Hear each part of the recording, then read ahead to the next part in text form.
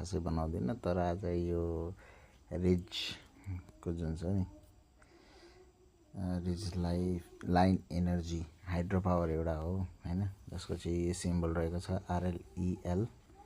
यसको ट्रेडिङ चाहिँ 30 मा भइरहेको जुन छ नि 30 रुपियाँमा जुन ट्रेडिङ भइरहेको छ, यो चाहिँ अलिकति अहिले एउटा टेक्निकल ग्लिच हो कि यसको ओपनिङै यही हो। आज यो ओपनिङमा देखिया छ हैन 30 रुपियाँमा हाइड्रो पावरको।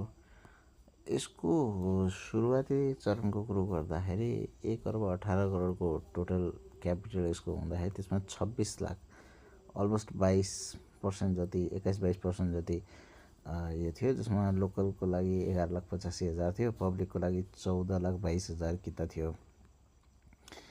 एन्ड त्यसमध्येमा पनि अब सबको लागि छुट्याउँदाखेरि लोकल्सको लागि फरेन इम्प्लोइजको लागि छुट्याएर 11,80,260 युनिट जनरल पब्लिकको लागि थियो। अनि यसको जुन ओपनिङ रेन्ज EPS हामी 7.92 छ हैन, नेटवर्थ 131.36 एकदम राम्रो कम्पनी हो, पोजिटिभ EPS पनि छ।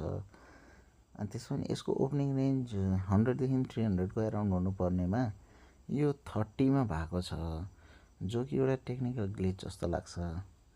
अब हेरौँ के भन्छ सेभनले यसमा, नेप्सेले सेभनले यसमा के भन्छ हेरौँ।